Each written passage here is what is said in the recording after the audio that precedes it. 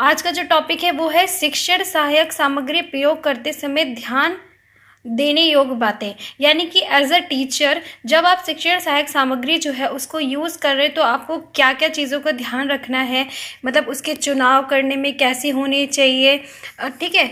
तो वो हम इसमें पढ़ेंगे। शिक्षण सहायक सामग्री प्रयोग करते समय निम्न बातें ध्यान में रखी जाती हैं। पहली है, ये सामग्री छात्रों के अनुभव, समझ, आयु के अनुसार होनी चाहिए। सामग्री पाठ्य वस्तु से संबंधित होनी चाहिए। देखिए, सबसे पहली बात है कि जब आप किसी भी क्लास के लिए कोई शिक्षण सामग्री का चुनाव कर रहे हैं तो आपको सबसे पहले तो ये ध्यान रखना कि क्या वो उस क्लास के जो बच्चे हैं उनके लेवल की है, उनकी आयु, उनकी समझ के हिसाब से है। यानी इतनी कठिन तो नहीं कि बच्चों को हम उससे भले ही उसका यूज़ करें पर चीज़ें समझ में नहीं आ रही, तो उनकी समझ उनकी आयु के हिसाब से करना चाहिए। दूसरी बात है कि जिस भी पाठ्य वस्तु को पढ़ाने के लिए हम उस सामग्री का प्रयोग कर रहे हैं वो उससे रिलेटेड होनी चाहिए। सेकंड है, सामग्री का चयन करते समय ध्यान रहे कि ये छात्रों में रुचि जागृत करने वाली हो। यानी क्योंकि हम सामग्री यूज़ क्यों कर रहे हैं, हम इसीलिए कर रहे हैं कि भाई हमारी पढ़ाई ज़्यादा अट्रैक्टिव रहे, बच्चों को ध्यान केंद्रित रहे, बच्चों को अच्छा लगे, रुचि आए। तो कैसी होनी चाहिए, रुचि जागृत करने वाली होनी चाहिए। अनावश्यक सामग्री का प्रयोग नहीं करना चाहिए। ऐसा नहीं है कि बच्चे को इंटरेस्ट नहीं आ रही, हम ज़बरदस्ती सामग्री यूज़ कर रहे हैं ताकि हमारी पढ़ाई अच्छी लगे बच्चों को। अरे अच्छा, अगर उनको इंटरेस्ट आ रहा है तब आप यूज़ करो, या उनको ज़रूरत है तभी यूज़ करो। अनावश्यक सामग्री यूज़ करने की ज़रूरत नहीं है। सहायक सामग्री का प्रयोग जितने समय के लिए आवश्यक हो उतने ही समय के लिए प्रयुक्त की जाना चाहिए। देखो, अब ऐसा नहीं है कि आपको अगर प्रोजेक्टर से पढ़ाना या कंप्यूटर से पढ़ाना इजी लग रहा है तो आप उसी से हर लेक्चर पढ़ाओ।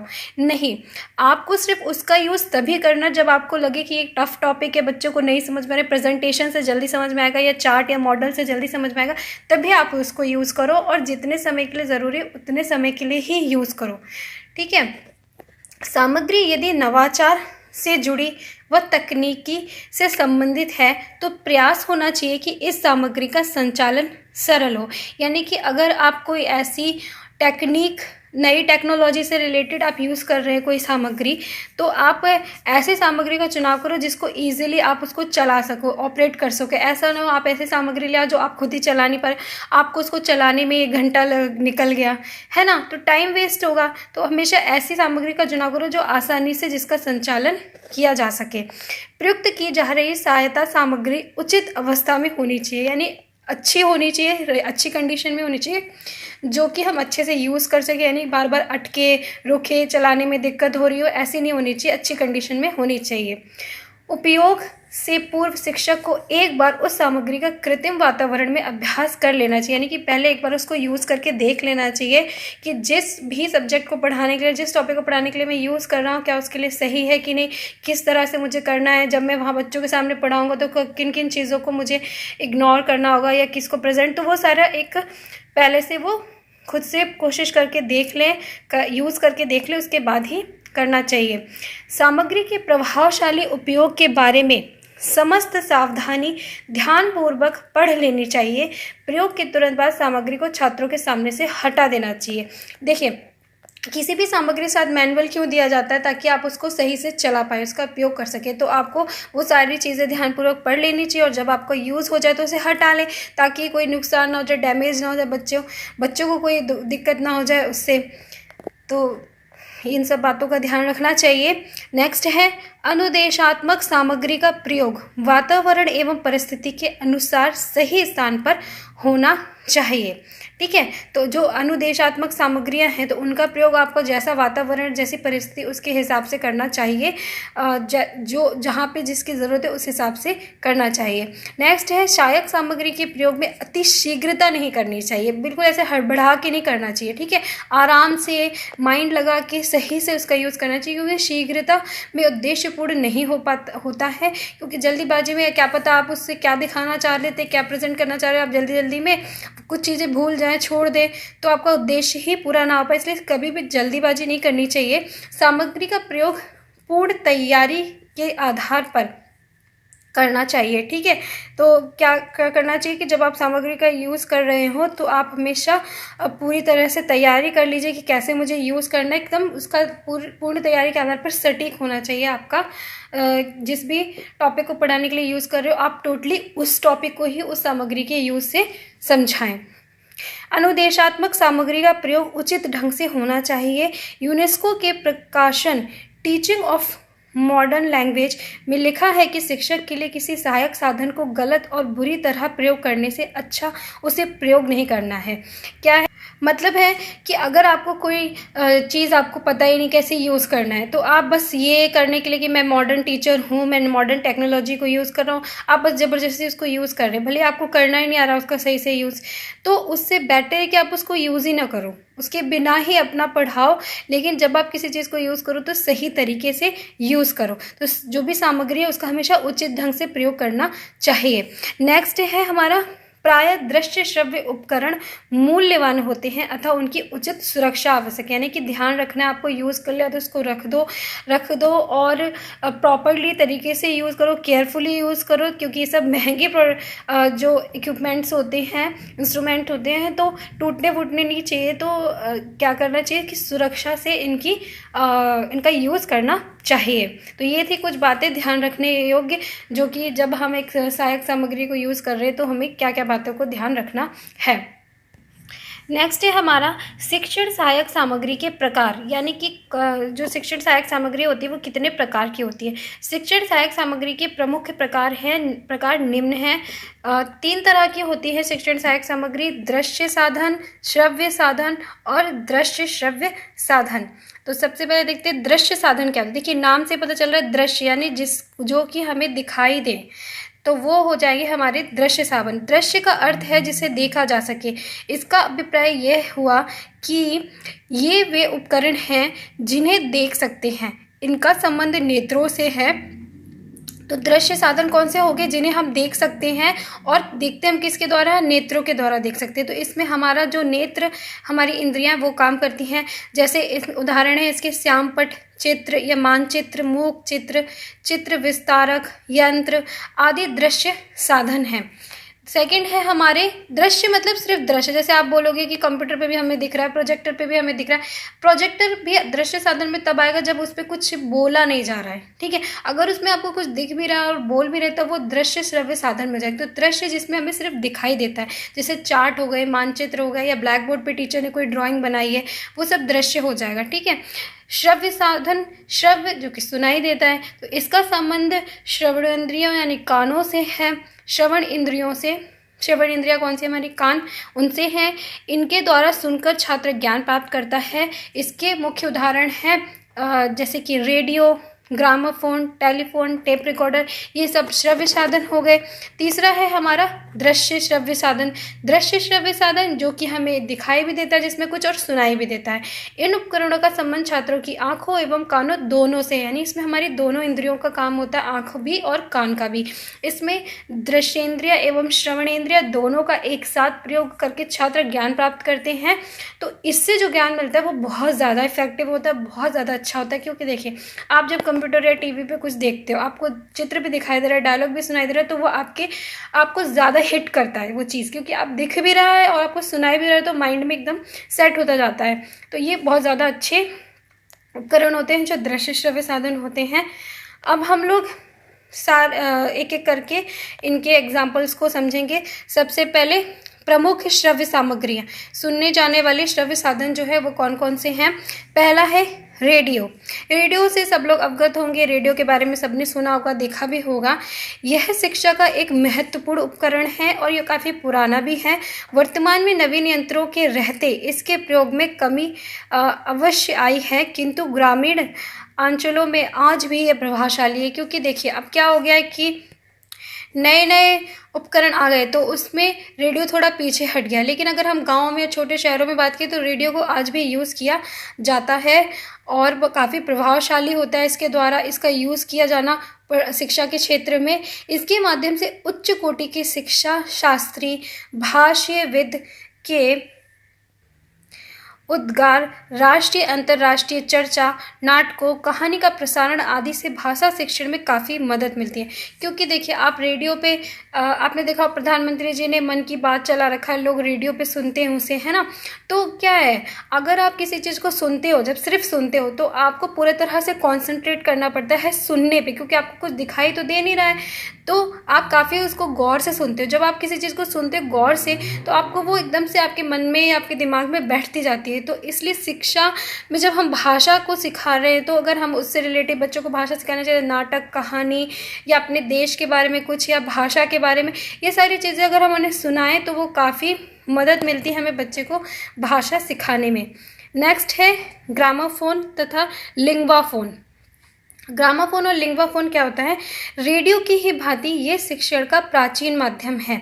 ये भी पुराना ही है। वर्तमान में इसका प्रयोग कम ही देखने को मिलता है। इसके माध्यम से छात्रों के अशुद्ध उच्चारण को शुद्ध करने में काफ़ी मदद मिलती है। ग्रामोफोन भी ऐसा ही, लिंग्वाफोन ऐसा ही होता है जिसमें कि हमें कुछ चीज़ें सुनाई देती हैं। तो ये भी काफ़ी पुराना है, तो इसका भी यूज़ अब कम हो गया है। इसमें क्या है कि वही आप जब किसी चीज़ को सुन रहे हो तो आप सही उच्चारण में सुनोगे तो आपका अशुद्ध उच्चारण आप सुधार कर पाओगे, आपको पता चल जाएगा इस चीज़ को कैसे बोलते हैं। तो जो लैंग्वेज को बोलना है, बोलने के तरीके में काफ़ी सुधार होता है। नेक्स्ट है हमारा टेप रिकॉर्डर। टेप रिकॉर्डर ध्वनियों के ज्ञान हेतु विशेष भूमिका निभाता है, जिसमें छात्र अपनी ही आवाज़ को रिकॉर्ड कर बार बार सुन सकते हैं ताकि शब्दों के सही उच्चारण, बोलने की गति, आरोह अवरोह, विराम चिन्हों का प्रयोग, अपने वक्तत्व तथा उच्चारण संबंधी त्रुटियों को भली भांति समझकर उसमें सुधार कर सके। टेप रिकॉर्डर देखिए, फ़ोन में भी आपने देखा होगा कि वॉइस रिकॉर्डर होता है, सेम वही टेप रिकॉर्डर होता है कि आप कुछ बोलते हो फिर उसमें रिकॉर्ड हो जाता है तो आप उसको सुन सकते हो, या टीचर के भी लेक्चर को आप रिकॉर्ड कर सकते हो और सुन सकते हो। तो ये बहुत प्लस पॉइंट होता है कि आप सुनकर अपनी बात को सुन सकते हो कि क्या मैं सही से बोल रहा हूँ किसी शब्द को, मेरा बोलने का तरीका, बोलने की गति, कहाँ विराम चिन्ह है, वहाँ मैं रुक रहा हूँ, ये सारी चीज़ों को आप चेक कर सकते हो और उच्चारण और बोलने संबंधी जो त्रुटियाँ हैं उनको समझकर सुधार कर सकते हो उनमें। नेक्स्ट है हमारा दृश्य सामग्री। तो दृश्य सामग्री के कुछ एग्जाम्पल देखते हैं। सबसे पहला है श्यामपट्ट, बहुत ही कॉमन है, हर स्कूल में यूज़ किया जाता है, हर किसी बच्चे ने इसी से पढ़ाई की है। तो श्यामपट्ट क्या है? श्यामपट्ट जिसे ब्लैक बोर्ड कहते हैं, श्यामपट्ट के बगैर हिंदी शिक्षण की कल्पना नहीं की जा सकती है। हिंदी शिक्षण में शब्दों के उच्चारण, स्पष्टीकरण, विषय को रुचिकर बनाने, कठिन अंशों को सरल करने, लिखावट में सुधार लाने, व्याकरण शिक्षण में परिभाषा लिखने, उदाहरण बताने, अभ्यास प्रश्न देने आदि में श्यामपट्ट की आवश्यकता होती है। देखिए आपने देखा होगा कि जब आपको पढ़ाया जाता है तो ब्लैक बोर्ड का कितना ज़्यादा यूज़ किया जाता है। आपको कोई शब्द नहीं समझ में आ रहा है, का खा गा, सबसे पहले आपको जब सिखाया जाता है वर्णमाला, उसको भी लिख के ब्लैक बोर्ड पे टीचर समझाता है कि कैसे लिखना है, कैसे अक्षर बनाना है, फिर शब्द लिखने हैं, कठिन शब्दों को लिखता है, परिभाषा लिखना, तो हर चीज़ में आपको श्यामपट्ट की ज़रूरत होती है। तो श्यामपट्ट जो है वो बहुत ही प्रमुख दृश्य सामग्री है। नेक्स्ट है सूचना पट। सूचना पट क्या होता है? बुलेटिन बोर्ड, इसे इंग्लिश में बुलेटिन बोर्ड कहते हैं। यह सूचना पट के द्वारा छात्रों को राजनीतिक, सामाजिक, आर्थिक, साहित्यिक व समसामयिक आदि पक्षों की जानकारी से संबंधित सूचना दी जाती है। देखिए बुलेटिन बोर्ड क्या होता है? सूचना पट, इसमें आप कोई भी सूचना देते हो, कुछ भी जो भी राजनीति, सामाजिक कुछ भी चल रहा है, जैसे थॉट्स वगैरह हो गए, तो ये सब सूचनाएं दी जाती हैं। साथ ही यह बात भी ध्यान में रखने योग्य है कि सूचना पट की सूचनाएं छात्रों की रुचि, प्रवृत्ति व योग्यता के अनुरूप होनी चाहिए। यानी कि जिस क्लास में वो हैं उनको जो चीज़ समझ में आएगी, उनकी जो योग्यता है ना, उनको कौन सी सूचनाएं दी जानी चाहिए, उस तरह की सूचनाओं को हम स्वयं सूचना पट पर लगाते हैं। नेक्स्ट है वास्तविक पदार्थ। वास्तविक पदार्थ क्या है? ये सामग्री बालक की इंद्रियों को प्रेरणा देती हैं, जिन्हें छूकर उनका निरीक्षण व परीक्षण कर छात्र अपनी सोच व कल्पना शक्ति को सुदृढ़ बना सकते हैं। देखिए दृश्य सामग्री में हम बहुत सारे वास्तविक चीज़ें भी दे सकते हैं बच्चे को। जैसे अगर हम किसी प्लांट के बारे में पढ़ा रहे हैं। देखिए जैसे इसका उदाहरण है तितली, फूल, पतंग। तो अगर हम फूल के बारे में, तो हम वास्तविक में फूल ला के दिखा सकते हैं, वो वाला वो पौधा ला के दिखा सकते हैं, है ना। तो ये सारी चीज़ें क्या हैं कि वास्तविक पदार्थ भी दृश्य पदार्थ में ही सामग्री में ही आते हैं, क्योंकि उन्हें भी वो देखते हैं। नेक्स्ट है नमूने यानी मॉडल। अब जो चीज़ें हम वास्तविक में नहीं ला सकते हो उनके हम नमूने ला सकते हैं। जैसे पृथ्वी का ग्लोब हम नमूना ला के दे सकते हैं, ऐसा होता है ग्लोब। या साइंस में आपने देखा होगा बहुत बार आपको नमूने दिखाए जाते हैं आर्टिफिशियल, तो उससे आपको एक आइडिया लगता है कि कैसा ये चीज़ें होती हैं। तो नमूने क्या है, ये वास्तविक वस्तु का ही छोटा रूप होता है। ऐसी सामग्री जो आकार में बड़ी है अथवा जिसका कक्षा में लाना या दिखाना संभव नहीं है, तो उन वस्तुओं के नमूनों को शिक्षण सामग्री के रूप में प्रयुक्त किया जा सकता है। जैसे जानवर हो गए, जैसे हाथी, जहाज, कहानी में शेर आदि, ये सारी चीज़ें आप नमूने लाके प्रेजेंट कर दो, पूरा प्ले, ठीक है। एक शेर था, आप एक बच्चे को कहानी सुना रहे, एक शेर था जंगल का राजा, उस जंगल में ऐसे जानवर रहते, तो आप काफ़ी सारे जानवर ला दो, पेड़ पौधे की नमूने रख दो, पूरा एक एनवायरनमेंट बना दो जंगल वाला, तो बच्चे कितना अट्रैक्ट होंगे उससे। अच्छा, उनको कहानी सुनने में बहुत ज़्यादा इंटरेस्ट आएगा और उनका मन भी लगेगा, उन्हें ध्यान भी रहेगा कि कहाँ पे क्या क्या हुआ था इस कहानी में। तो हम मॉडल का भी यूज़ कर सकते हैं। नेक्स्ट है चित्र। वास्तविक वस्तुएं और नमूने प्राप्त ना होने पर, अगर हमें वास्तविक वस्तु भी नहीं मिल रही, उसका नमूना भी नहीं मिल रहा, तब हम क्या कर सकते हैं, हम चित्र का प्रयोग कर सकते हैं। चित्र तो हमें मिल ही जाते हैं मोस्टली हर चीज़ के।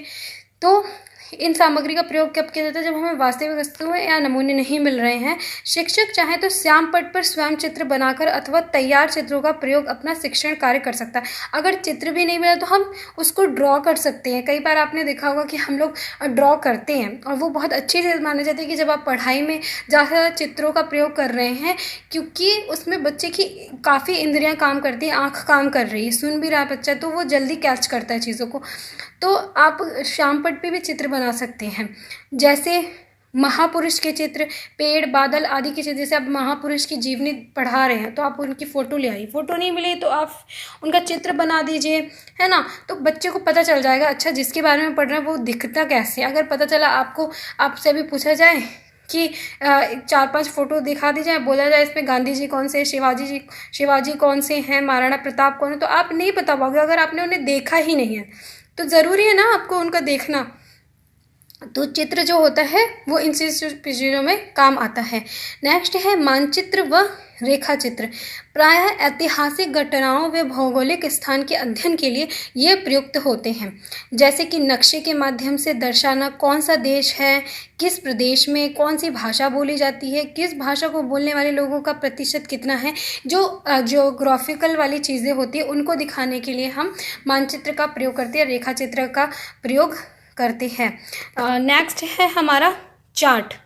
चार्ट क्या है, शिक्षण की सफलता में चार्ट का महत्वपूर्ण स्थान है। भाषा के वर्ण, मात्रा, वाक्य, विभिन्न शब्दों, मानव अंगों, ध्वनि अवयवों के चित्रों को चार्ट के माध्यम से समझाया जा सकता है। इसी तरह के कई चार्ट हम नर्सरी कक्षाओं में लगे देखते हैं। आपने देखा होगा छोटी क्लासेस में कितने सारे चार्ट लगे होते हैं, बॉडी पार्ट्स के चार्ट लगे हुए होते हैं, एनिमल्स के, वाइल्ड एनिमल्स कौन से हैं, है ना, डोमेस्टिक एनिमल्स कौन से हैं, ये सारे चार्ट लगे होते। क्यों लगे होते, ताकि बच्चे देखें उन्हें और उन्हें सीखें। तो चार्ट का बहुत बड़ा महत्व होता है शिक्षा में, भाषा शिक्षा में भी और अदर सब्जेक्ट्स में भी काफ़ी बड़ा रोल प्ले करते हैं। छोटे क्लास के बच्चों के लिए तो बहुत अच्छे होते हैं ये। नेक्स्ट है हमारा संग्रहालय। संग्रहालय यानी कि म्यूजियम, जहाँ महत्वपूर्ण व दुर्लभ वस्तुओं का संग्रह होते हैं उन्हें संग्रहालय कहा जाता है। म्यूजियम देखा होगा आपने, कितनी पुरानी पुरानी चीज़ें रखी हुई होती हैं। तो जहाँ पे ऐसी चीज़ें रखी होती हैं जो आपको आसानी से अभी नहीं मिलेंगी, वो क्या होता है, म्यूजियम होता है। विद्यार्थियों को समय समय पर ऐसे संग्रहालयों में ले जा कर उन्हें वहाँ महान संतों, कवियों, साहित्यकारों, प्राचीन ग्रंथों, समाचार पत्र पत्रिकाओं, डाक टिकटों, अर्थशास्त्रों के संग्रह के बारे में जानकारी उपलब्ध कराई जा सकती है। देखिए अब जैसे कि हो गया पोस्ट कार्ड चलना बंद हो गए, चिट्ठी, टिकट भी बहुत सारी जो है वो बंद हो चुकी हैं, तो वो सब आप दिखा सकते हैं। संग्रहालय में ये सब चीज़ें रखी जाती है। पुराने सिक्के कैसे थे वो सब रखा जाता है, नोट कैसे थे, पुराने जो भी व्यक्ति थे, महान संत थे, उन सब की मूर्तियाँ भी रखी हुई होती, उन्होंने क्या काम किया, ये सारी चीज़ें तो संग्रहालय में समय समय पर ले जाना चाहिए बच्चों को, और दिखाना चाहिए, पुरानी चीज़ों से अवगत कराना चाहिए। नेक्स्ट है प्रक्षेपण। प्रक्षेपण या प्रोजेक्टर के माध्यम से स्लाइड के द्वारा चित्र प्रभावशाली ढंग से छात्रों को दिखाए जा सकते हैं। फिल्म स्ट्रिप प्रोजेक्टर पर चित्रों को बड़ा करके पर्दे पर देखकर दिखाने से छात्र आकृष्ट होते हैं। देखिए प्रोजेक्टर क्या होता है, आप एक बड़ी क्वांटिटी में बच्चों को इससे पढ़ा सकते हैं। प्रोजेक्टर पर्दा होता है, उस पर हम प्रोजेक्टर की हेल्प से कोई भी चित्र दिखाते हैं, स्लाइड दिखाते हैं, तो उससे बच्चे को बड़ी चीज़ में कोई चीज़ दिख रही है तो स्पष्ट दिखती है, उसका माइंड भी जो होता है उसकी तरफ आकर्षित होता है, प्रोजेक्ट होता है, इसलिए इसको प्रोजेक्टर कहा जाता है। तो चीज़ जो होती है बच्चे को अच्छे से समझ में आती है, साथ में रुचि रहती है। सबसे मेन है कि ध्यान केंद्रित रहता है उस टॉपिक पे बच्चे का प्रोजेक्टर का यूज़ करने से। लेकिन हाँ, उस टीचर को भी उस प्रोजेक्ट का यूज़ करना अच्छे से आना चाहिए, क्योंकि ऐसा नहीं आपने बस फ़ोटो दिखा दिया, आपको समझाना भी आना चाहिए, तो वो चीज़ भी बहुत ज़रूरी होती है। नेक्स्ट है मूक चित्र। मूक चित्र साइलेंट पिक्चर्स। मूक चित्रों का अध्ययन से आप अपना विशेष स्थान होता है, मतलब मूक चित्रों का भी अपना विशेष स्थान होता है, क्योंकि इसमें भाव व्यक्ति सशक्त होती है। यह एक प्रकार से मौन भाषा का ही रूप है। उन्हें मुंह के अलावा शरीर का सभी अंग भाव व्यक्त करते हैं और ये बच्चों में बेहद लोकप्रिय भी है। यानी सिर्फ चित्र होते हैं, उसमें कुछ भी बोला नहीं जा रहा होता है, तो बच्चे ध्यान केंद्रित करके देखते हैं कि इसमें क्या चल रहा है, क्योंकि सुनाई तो उन्हें कुछ दे नहीं रहा, तो बड़ा ध्यान उनको केंद्रित करना पड़ता है कि इसमें क्या हो रहा है। तो ये बच्चों के लिए काफ़ी अच्छे हैं और काफ़ी लोकप्रिय भी है। नेक्स्ट है संवाद सामग्री, डायलॉग एड। ये नई तकनीकी की देन है। ये संवाद सामग्री जो निस्संदेह दृश्य श्रव्य सामग्री के साथ छात्रों से परस्पर संवाद भी करती है तथा उन्हें सही गलत का बोध भी कराती है। तो इसमें क्या होता है कि इसमें क्योंकि डायलॉग भी सुनाई देते हैं, तो फिर इसमें बातचीत भी होती है और दिखाई भी दे रहा है, सुनाई भी दे रहा है। यद्यपि ये सुविधा भारत जैसे देश में समस्त छात्रों को उपलब्ध नहीं कराई जा सकती है, जैसे कि इंटरैक्टिव ब्लैक बोर्ड, ठीक है, जैसे इंटरनेट, वीडियो कॉलिंग, किंतु फिर भी कंप्यूटर में वे इंटरनेट की मदद से भाषाओं का अनुवाद, अक्षरों का ज्ञान व उन्हें सभी सही रूप में लिखना सीख लेते हैं। तो संवाद सामग्री कौन सी होगी, जिसमें आप कुछ बोलें, लिख कर आ जाए, है ना, और आप भी संवाद कर सके, बातचीत कर सके। तो ये थोड़ी मॉडर्न, ज़्यादा मॉडर्न टेक्निक है, जो अभी इंडिया में ऐसा नहीं हुआ कि हम हर जगह प्रोवाइड करा सके। अच्छे स्कूलों में, बड़े शहरों में है, लेकिन ये काफ़ी बहुत अच्छी सामग्री है और बच्चे जो हैं इसके द्वारा हिंदी भाषा को या किसी और भाषा को बहुत अच्छी से सीख जाते हैं। नेक्स्ट है हमारा प्रमुख दृश्य श्रव्य सामग्री। देखिए हमने श्रव्य सामग्री देख ली, दृश्य सामग्री देख ली, अब है दृश्य श्रव्य सामग्री। तो कौन कौन सी है प्रमुख दृश्य श्रव्य सामग्री? पहला है चलचित्र अथवा सिनेमा। सिनेमा तो सब जानते हैं, जो मूवी देखते हो आप टीवी पे, वो सब सिनेमा है। वर्तमान समय में शिक्षण का सबसे सस्ता और सुलभ साधन है, जिसके माध्यम से कई अनुसंधानात्मक जानकारी छात्रों तक पहुंचाई जा सकती है। यानी आप मूवी दिखाकर बच्चे को, आप को पता होगा कि छोटे बच्चे जो होते हैं उनको मूवी दिखाई जाती है गुड हैबिट्स पे, जैसे आपको सुबह उठ के ब्रश करना चाहिए, नहीं तो आपके दांतों में कीड़े लग जाएंगे, या फिर आपको रात को जल्दी सोना चाहिए, बड़ों का आदर, ये सारे जो है इन पे रिलेटेड बच्चों को मूवी दिखाई जाती है। क्योंकि छोटे बच्चे जो होते हैं और कार्टून कैरेक्टर में दिखाई जाती है, क्योंकि उससे बच्चे बहुत जल्दी ज़्यादा अट्रैक्ट होते हैं, साथ में उन पे बहुत अच्छा प्रभाव पड़ता है। वो किसी को करते देखते हैं तो वो खुद से करने की कोशिश करते हैं। आपने देखा होगा छोटे बच्चे जब कार्टून को कुछ करते देखते हैं तो वो उसको फॉलो करते हैं। तो इसलिए छोटे बच्चों के लिए तो सिनेमा बहुत अच्छे से यूज़ किया जाता है और कहा भी जाता है, इसीलिए हम लोग की सिनेमा मूवी में आप जो भी दिखाते हो पूरे समाज पर उसका असर पड़ता है, तो अच्छी चीज़ दिखानी चाहिए। तो ऐसे ही हम चलचित्र या सिनेमा का प्रयोग छात्रों को भाषा सिखाने के लिए कर सकते हैं। नेक्स्ट है टेलीविज़न, टीवी। 20वीं शताब्दी में वैज्ञानिक और सबसे लोकप्रिय साधन में टेलीविज़न का अपना महत्वपूर्ण स्थान है। टेलीविज़न में बहुत ज़्यादा लोकप्रिय है। इसमें शिक्षक चाहें तो स्वयं अपनी पाठ्य योजना तैयार कर टेप कर सकते हैं, या तो अपना कुछ पढ़ा कर समझा सकते हैं, उन्हें वीडियो दिखा सकते हैं, या योग्य शिक्षकों को पढ़ाने की शैली आदि को अपने अध्यापन के लिए प्रयोग कर सकते हैं। टीचर भी इससे हेल्प ले सकते हैं, अच्छी वीडियोस देख सकते हैं। इसके लिए अतिरिक्त बाल सभा, प्रश्नोत्तर प्रतियोगिता जैसे कई कार्यक्रमों का प्रसारण टेलीविज़न पे किया जा सकता है। अच्छी अच्छी चीज़ें बच्चों को दिखा सकते हैं, प्रतियोगिता वगैरह करा सकते हैं, दिखा सकते हैं, जैसे क्विज़ वगैरह होते हैं वो सब दिखा सकते हैं। तो बच्चों को काफ़ी अच्छा भी लगता है और काफ़ी कुछ सीखते भी हैं बच्चे उससे। लास्ट है हमारा नाटक। नाटक दृश्य एवं श्रव्य दोनों प्रकार की विधा है। नाटक को रंगमंच पर अभिनीत कर पाठकों, दर्शकों व अनपढ़ या जनसाधारण के लिए भी ग्राह्य एवं संप्रेषणीय बनाया जा सकता है। देखिए, क्योंकि प्ले नाटक जो होता है, आप कुछ करते हो तो उसमें डायलॉग भी बोल रहे हो, बच्चों को दिखाई भी दे रहा है कि कैसे कर रहे हो, तो वो काफ़ी अट्रैक्टिव होता है और दृश्य श्रव्य में आता है वो। तो हम इसके द्वारा एक अच्छा मैसेज दे सकते हैं, बच्चों को हम चीज़ें सिखा सकते हैं। छात्रों को नाटक देखने के पश्चात हाव भाव, भाषा में उतार चढ़ाव, संवाद आदि और शुद्ध उच्चारण की शिक्षा प्राप्त हो जाती है। देखिए, अब आप देखेंगे बच्चे उसमें कि कैसे डायलॉग को बोल रहे हैं, कहाँ पे तेज बोलना है, कहाँ पे धीरे बोलना है, कहाँ रुकना है, कैसा हाव भाव देना है, ये सारी चीज़ें जो होती हैं वो बच्चे सीख जाते हैं। तो नाटक बहुत अच्छा तरीका है बच्चों को भाषा सिखाने का। तो ये थे दृश्य श्रव्य सामग्री, मतलब शिक्षण सामग्री के प्रकार। आई होप आप लोगों को ये अच्छे से समझ